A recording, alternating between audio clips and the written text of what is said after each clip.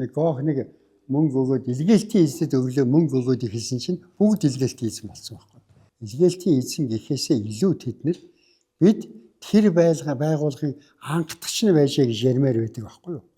Одоо захиргаа байгаа байр чинь Горнихтойгоо үргэлжтэй хүзөвчээр холбогдсон. Энэ гоохын төв хонтоор одоо би сандгийн уулаараа өгье. Дарханыхын согтуу толгой гэд нэрлэжсэн уула дархан уул гэд нэрлээд тэрээрээ дархан хот гэж боллоо шүү дээ. Тэгээд олон шийдгийн чинь тэгээд орхон болсон. Шийд базар битэр 10 жилийн нэг ангийн хоёр. Ном гарлаа. Төлөөлөгч одоо ирсэн жогчдод томоохонд нэг ном өгье. Хин унших. Хизээ хаана унших. Би бол Эрдэнэттэй дэндүү эрт хувь зайгаа холбосон хүн шүү дээ. Нас гэдэг бол тоо биш. Жам юм байна. Цэвэн дарга Анатолий Васильевич Шекишов бол гайхамшигтай удирдлагч. 50 жил чи бага хугацаа биш шүү дээ. Дэндүү их удаа ярьж байна. Түмний нэг зураг контент.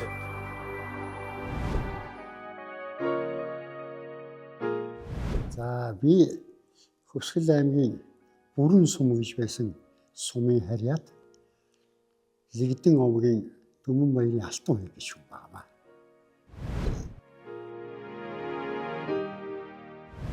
1974 онд Хулган аймагт гэр бүлийнхээ үнтэй шилжиж ирээд 8 жилийн дунд сургуульд миний багш байсан сүүлд нь захирал байсан хүн шилжиж ирсний манд дуулаад сургуульдаагүй чи ажиллаж хаа.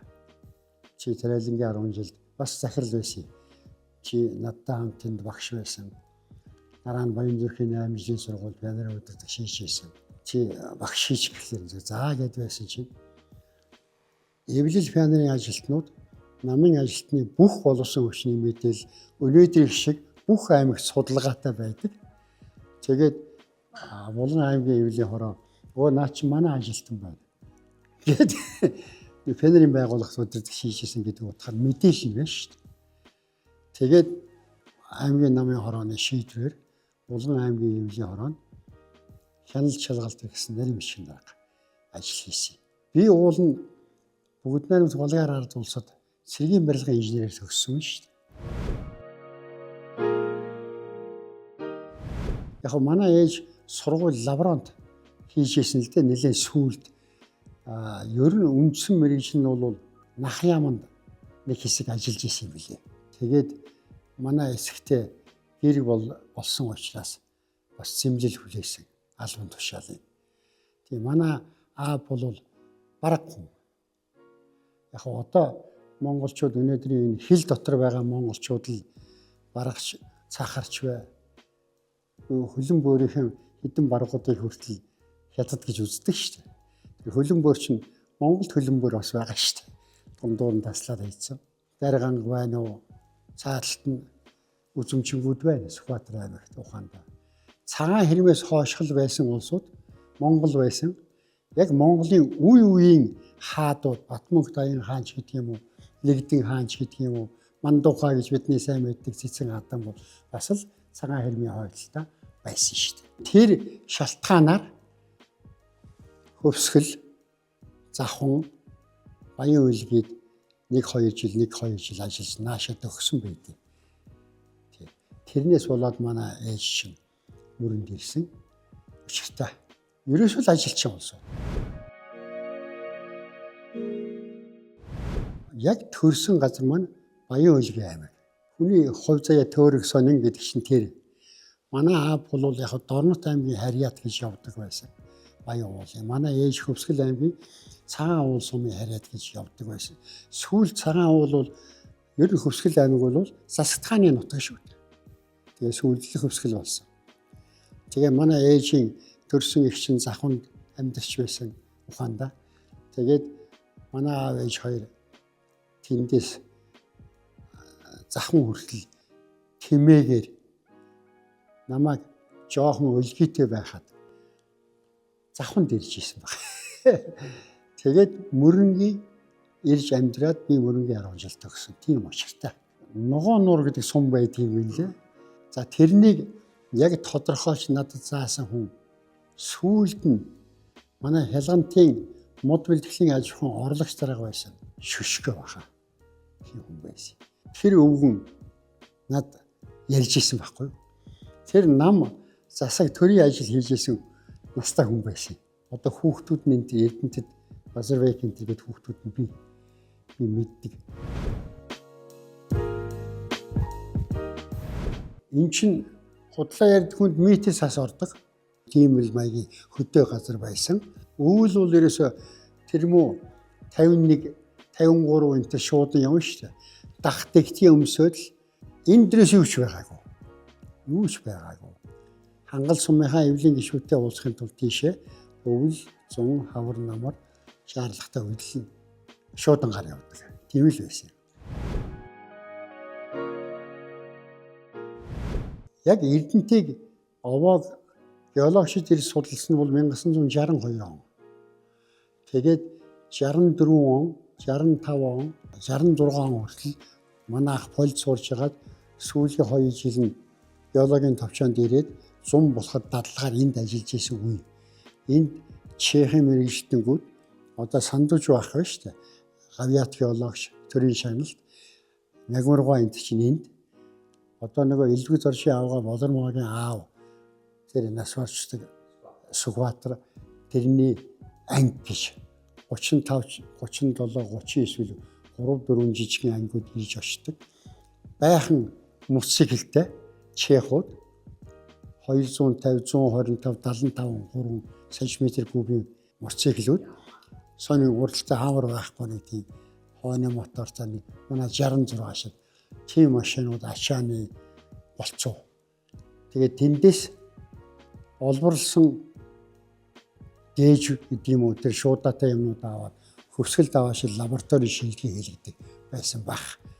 Би тэндээс Эрдэнэт явах машин суугаад ахтаараа ирж энэ уулыг сонирхож яхад оюу бол хинч тоохгүй. Сүүлд нь Эрдэнэт үйлдвэр байгуулагдах үеэс эхлээд Оросууд монголчуудаар оюу төлөдөг байсан байхгүй. Оюуг шин зэсийн баас гэж ярьдаг шүү дээ. Янз янзаараа том томороо дотроо чулуутаа чулуу түүдэг байсан байхгүй. Манай монголчууд оюу номын Эрдэнэ энтер гэдэг байсан мөртлөө оюуг ашиглаж юу хийж исэн тэр их оюу байхад хүмүүс ягаад түүдгүй байсан би гайхаж л байсан.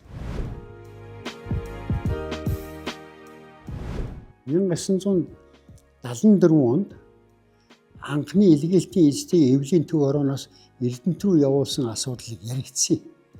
Тэгээд намын төв хорооны намын ажил эрхэлсэн нарийн мишгийн дарга Цэрэндорж гэж хүнийг манай эвлийн хорооны Булган аймгийн эвлийн хорооны 1-р нарийн мишгийн дарга Гончиг баг бид гурав энд ирээд Булган аймгийн Эрдэнэт хороо захааны дарга Чойндонгоо 155 дугаар вэклийн дарга Доржгоо Манзын дараагаар ирсэн Савга гэж хүн байсан. Бид нар тэр илгээлтийн эзэдийн 1-2 дугаар ээлжийг хүлээж авчихсан улсууд шүү дээ. За Цэрэнд орж байгаа байхгүй, Чондогоо байхгүй, Гончиг дарга байхгүй. Ер нь хүмүүс байхгүй болсон. Гэхдээ би амьд байгаа юм чинь хүмүүс худлаа ярьж болохгүй л байхгүй уулна. Тийм учраас би илгээлтийн эзэдийг анхны ирсэн нийт илгээсэн 1000 хүнээс за өнөөдөр тоолоход 100 хүрэхгүй. Хамгийн анхны ирсэн улсуудаас гооход ажиллаж байгаа сүүл курст яваад Белазын жолооч 9 жорын юмар явсан шүү дээ. Тэрний Жанчвторж гавьяаттай би уулзахгүй юу. За танахаас одоо ирсэн удаас жагаа таяраас өөр хүн байна уу? Тоолоод 5 хуруун л багтчихжээ шүү дээ гэж ярьж байсан шүү дээ. 50 жил аргагүй. Тэгээд бид нар хүлээж авахд энэ тосхон нэг Монгол Оросын цэргийн ангиуд тэр угсрал модон барилгаар илгээлтийн эдэд зориулаад 5 байр барьсан байсан. Одоо тэр онцлогын төвийн ард цувраа 5 байр.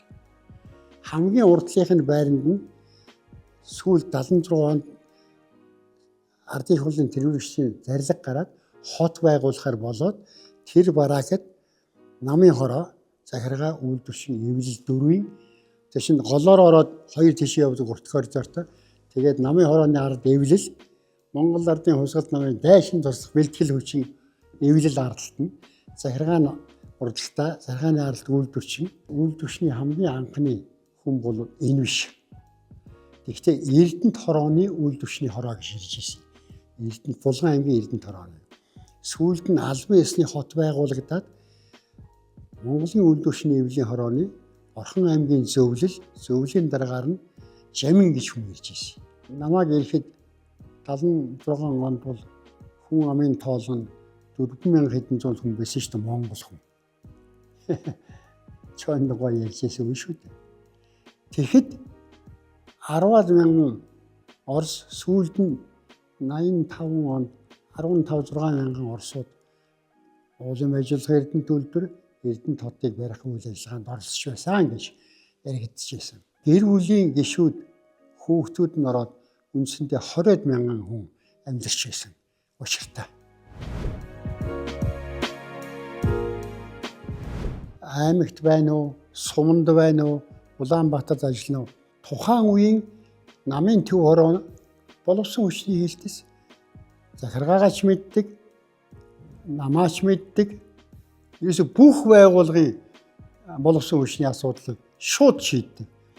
Багшийн дээд төгслөө, анагаахын дээд төгслөө, хаа байсан Баян Ойлгийн аймаг, хаа байсан Өвөр хангаа Завхан аймагт тэр суманд нь тэр хүүхдийг явуулчихдаг. Өөр арга байхгүй шүү дээ. Нөгөө Yes Towers Commander Бисигдо Гото Как Пенер гэж явна шүү дээ. Явахгүй арга сам хэрэглэн мэрэгжлээ орхиод 9 жорын хийн энтер гэдэг бол бараг байгаагүй.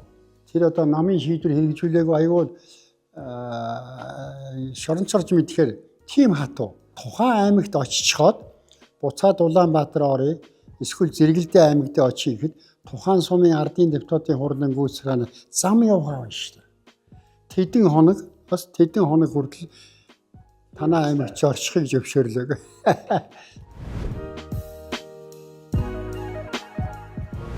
Ажилгүй хүний чинь хүмүүс үзэн ядсан шүү дээ. Энийг ажилгүй хар юм гээд. Тэгээд ажилгүй харууд ер нь гэр бүлтэй байсан юм уу би нарийн мэдэхгүй. Гэр орноо яаж авч явж хүүхэд өр хүүхдэд тийжээс нэг сайн мэдэхгүй. Ер нь хүн болгон ад үздэг байсан. Зүгээр ажилгүй итгээл ажил талсан хүнийг тухайн байгууллагын хяналтын шүүх юм уу да. Тэргээр оруулдаг байсан шүү дээ. Тэгээд ажил арга хэмжээ авдаг. Эвлэлийн байгууллага арга хэмжээ авна, намын байгууллага арга хэмжээ авна. Тэр битгийл гэмт хэрэг хийсэн тохиолдолд намын байгууллага, эвлэлийн байгууллага чинь эвлээс хөөн яг зөвхөн үнийн худлыг мэдэхгүй ярьдаг л байсан л да. Их том хэрэгтэй байсан улсууд шүүхээр хэрэг нь таслагдсны дараа юм уу өмнө нь юм уу намын гишүүнийхээ батлагыг албан ёсоор хураалгаж ийж тэр шүүх хуралд ордог. Шүүхээс цагаатаад гараад ирвэл намын батлагыг өгдөг. Хэрвээ яахгүй бол намын батлагыг хурааж авсан байваа. Тэр хүнийг намаас хасдаг. Тийм их нарийн журам диктатур байсан шүү. Байсан. Эвлэлийн төв хороо гэдэг байгууллага бол саяын миний хэлдгээр намын дайчин туслах бэлтгэл хүчин намын төв хороо ямар нэгэн шийдвэр гарлаа. Тэрүүнийг хамгийн түрүүн залуучуудын байгууллагаар гүйцэтгэх ажлыг буюу хамгийн одоо хүнд хэцүү тэр нөхцөл залуучуудаа дайчлах, төгсөж ирсэн шин залуу болсон хүчнээр хангах бүх асуудлыг нам шийдэж ирсэн. Тэрнээс өмнө намайг Булган аймгийн эвлэлийн хороонд байхад малчин залуучуудын илгээлт гэж маш том үйл ажиллагаа хэдэн жил явагдсан юм шүү дээ. Бид нэр өмнө нь илгээлтийн эзэд малчид тэр залуучуудаа ажилласан тэр туршлага байсан. Тэр үед тэр залуучууд очсон газраасаа мөнгө, шагнал, 9 жорын гуйж хөсөж байгаагүй. Ер нь баг өгчж байгаагүй.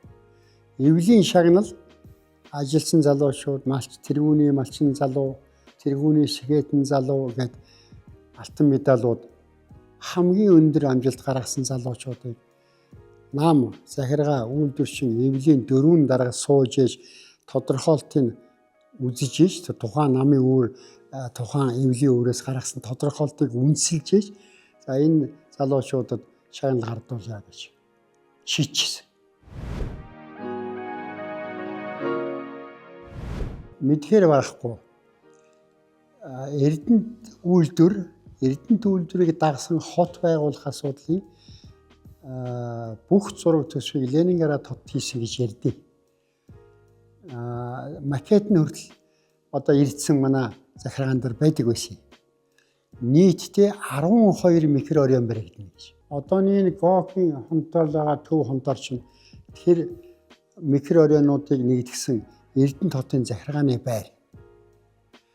Одоо захиргаа байгаа байр чинь Горнихтойгоо үргэлжтэй үзүүлчээр холбогдсон. Уралдаа спорт комплекстэй энэ Гокийн төв хонтор. Авокадор үндсэн байгууллагын хонтор. Төлөвлөгдсөн байдлыг ярьж штеп би. Тэгээд одоо 6-7 гэж баригдаж байна. 8 дугаар хороол хүртэлх газар хотын эхний ээлжийн. Дараагийн суурьшлийн бүсэл булган руу, хялгант руу. Одоо сая асфальтын зам тавьчлаа шүү дээ. Тэрний хоёр талаар. Тог нь бэлэн, ус нь бэлэн. Ганцхан шинэ олголтын газраа хийгээд сургууль, цэцэрлэг, эмнэлгээ бариад орон сууцлах асуудал гэж яригдж ирсэн. Булганы дундтын гол хүртэл энэ одоо сэлүүхэн сайхан тал дээр баригдана. Энэ залуугийн мал бааз хойшоогоо ингээд сайхан газар биш шүү дээ. Уршаагаа болохоор нэг оюут ордыг ашиглах учраас гэхдээ далд уурхаан аюугаар ашиглах учраас бас энэ уулын үйлдвэртэй ойр биш байх хотыг төлөвлөсөн байдгийг. Мэд молибдын барилгын удирдах газар гэж бид нар яриад байдаг шүү дээ. Ялангуяа тэрнийг удиржсэн ерөнхий захирал Анатолий Васильевич Шекишов бол гайхамшигтай удирдагч. Гайхамшигтай. 1974 оноос 84 он хүртэл үндсэндээ 10 жил л Эрдэнэт үйлдвэрийг хөтлийн үйлдвэрийг хөтлөөс шохоогийн авшинд ашиглах гэдэг чинь нэг хөвөлийн баяжуулахын тулд ор өндрийг багнуудыг Улаанбаатар хотын талх чигрийн комбинатыг сүлжмэрийн үйлдвэртэй 10 жилийн дотор худлаа ярдах үйл баг 10 том үйлдвэр барьсан шүү дээ.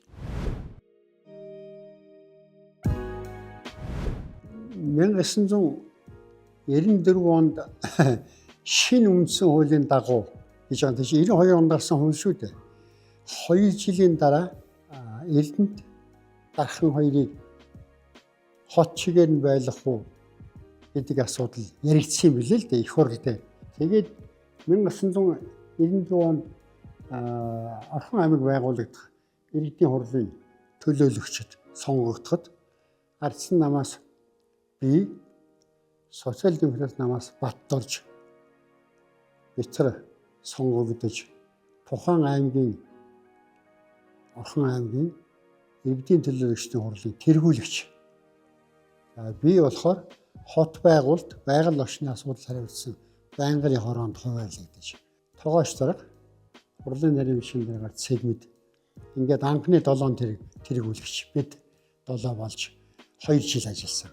Тэр үед Орхон гэдэг нэрийг гаргасан хүн нь Дурч Холом. Би өөр тэр урлагийн протокол хэрэглийг хөдөлдөг байсан мэдэхгүй байна. Байдаг байх гэж бодож байна.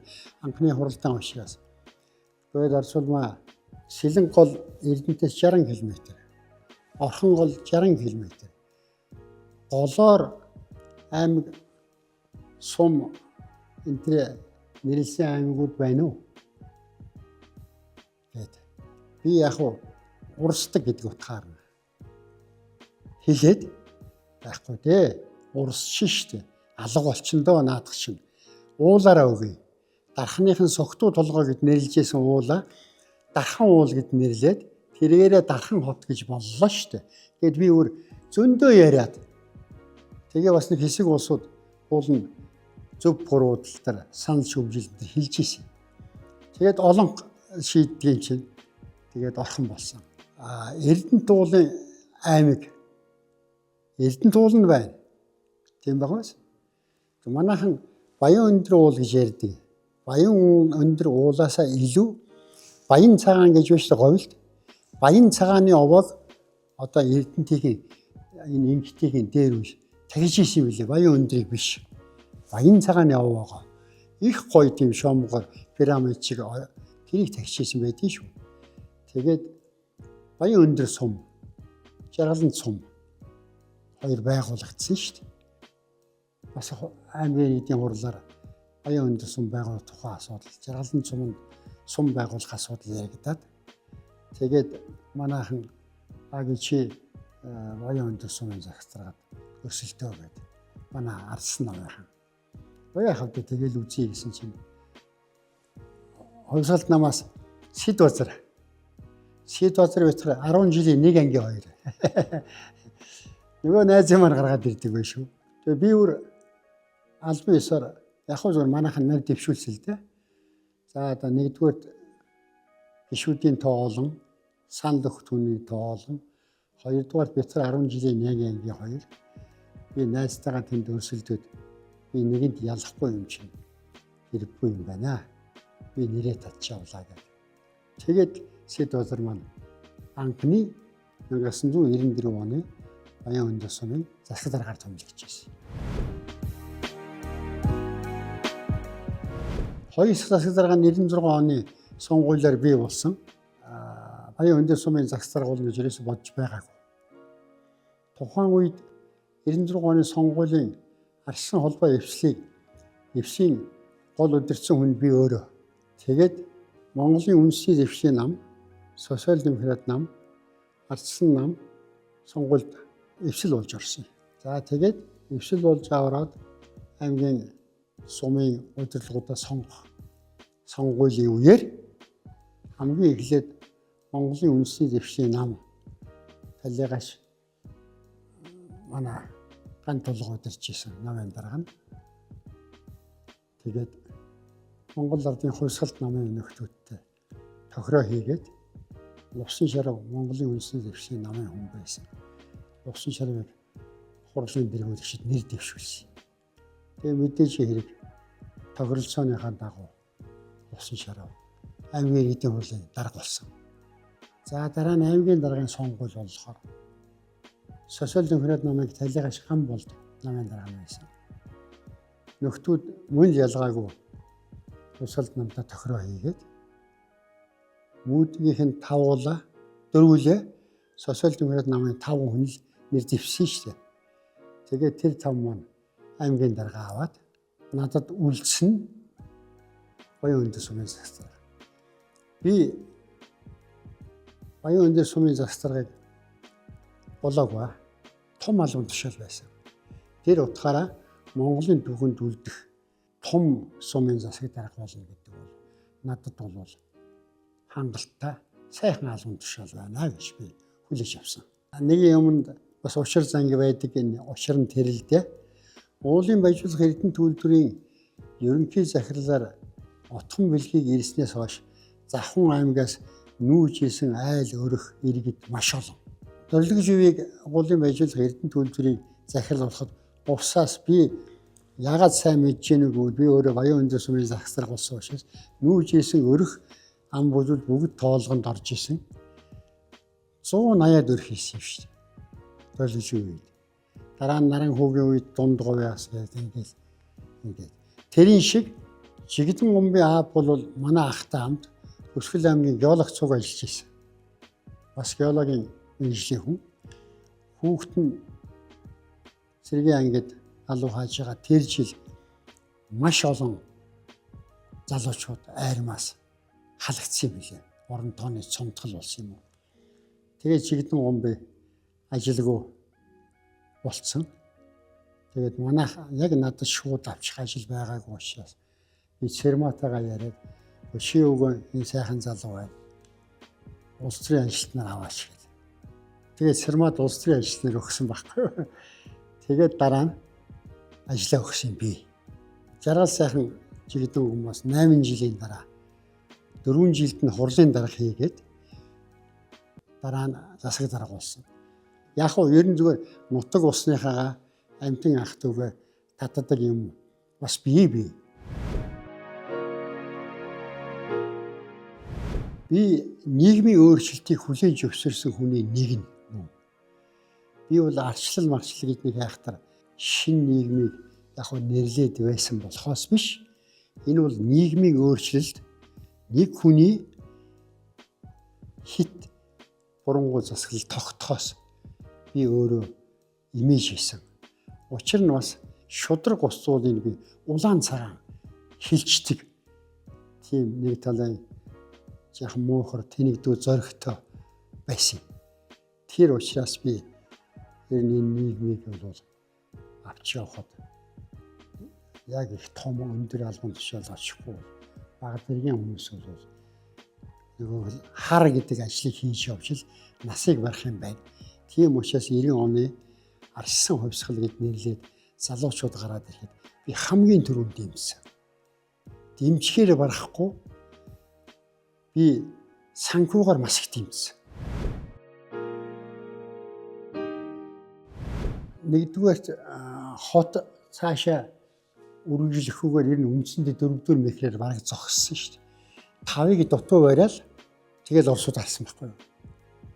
Тэгэнгүүт хотын хонтоор тийм их том байх алуугүй болсон байх.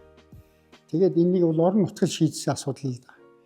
Тэгээд сүүлд нь Баян өндөр сум намайг засаг дарга болоход баруун талын жигүүрийг манай Баян өндөр сумд өгөөд Баян өндөр сум аймаг гоох хоёр ярьж байгаад Баян өндөр сум байгаа хэсгийг тэдний шилжүүлээд Эрдэнэ Дестрой компани гоохыг төсч байгуулсан байсан учраас тэд чимээгүй болоод байхгүй болоод тэдний байраар сольсон баг. Тэр улаан байшин. Тийм учраас би уулын байжуулах Эрдэнэт үйлдвэрийн уян Эрдэнэт хотыг барихад нэг ч хурц шороо хаяагүй. Тэгтээ субодныг хийж хийсэн. Өрлөг өрж байгаагүй. Машиныг барьж тээвэр хийж байгаагүй. Кран дээр нь сууж өргөж байгаагүй. Тэгтээ хотыг удирж байсан үе үеийн удирдлагуудтай хамтарч 20 гаруй жил цэвэр төрийн ажиллаараа дагнаж явсан. Давхар улс төрийн ажил хийсэлдэ нийтдээ бол би 45 жил цэвэр одоо яг энэ төр захиргаа олон нийтийн байгууллагад ажилласан. Тийм учраас төр засаг намайг тодорхой хэмжээгээр үнэлж анхдагч муу юм байна. Арга байхгүй учиртай юм байна. Энэ анзрагч нь, энэ цэвэн дарга нь, энэ Мянган баяр нь тоогооч нь энэ хүн одоо үлдэж байгаа хүн боллоо шүү гэд ингэж хэлж байгаа. Ярьснараа эдгээр бас намайг тоож хүлээж авч уулзаж бас зөвлөгөө заавар авч явдаг байсан. Одоо ч гэсэн энэ шин залуучууд дуудаад уулзаад ярьж хөгж байгаа юм байгаа. Эрдэнэтийн бүтээн байгуулалтыг үргэлжлүүлээд явахдаа газар доор хотыг сайжруулах асуудлыг зарим нь 50 жил болчиход байна шүү дээ. Тийм учраас энэ ой тэмдэглэж байгаа жилтээ уялдуулаад нэлээ ахиухан шиг бас засгийн газар тодорхой хэмжээний хөрөнгө мөнгө хуваарлах асуудал ярих бах. Сангийн яам ар нийт иргэд тодорхой хэмжээний хандив компаниуд өгөх бах. Энд барилга бариад зараад байгаа барилгын олон компаниуд байна. Эднэрт та нараа газраа өгч байгаа. Газраа бага үнэлгээгээр өгмөөргүй байна. Тэгээд ингээд энэ газар дор хотынхаа барилга байгууламжийг сайжруулах нь зөв шүү гэсэн. Энэ залуучууд овоо юм хийгээд эхэллээ. Тэгвэл 7 сарын 25-6 шийдвэр гарчлаа шүү дээ. Тэр хүрээд 50 жил дуусахгүй. 27 оны 1 сарын 1 болж дууснаа. Тийм учраас тэр хүртэл бас цаг хугацаа байна. Та нар баяраа 3 өдөр тэмдэглэнэ. Баярын үйл ажиллагаа зогсно. Ойн арга хэмжээний үйл ажиллагаа 27 оны 1 сар үргэлжлээд дүнгээ бодох ёстой. Улсууд шүүмжлэн энэ зам чинь уу, энэ аюу чинь битүүлсэн байна, хаацсан байна гэх арга байхгүй. Энэс өөр арга зам байхгүй. Энийг л сайн хийх ёстой. Энэ улирлууд 50 жилийн бол богино хугацаа биш юм. Ер нь байгууллага болгон дээр анхдагчд бий, илгээлийн эзэд анхдагчдаа энэ хотын иргэн болсон иргэддээ ий тар түмэнд хотоо хөгжүүлэхэд санаа тавьж өөрийнхөө байгаа орчин хашаа ажиллаж байгаа газрынхаа орчиг сайхан өнгөтэй өдөө болох талаас нь арга хэмжээ авч сүмөрө хотынхаа овог сайхан ухтъя. Та нартаа 50 жилийн баярын мэндийг хүргье. Түмний нэг зураг контент.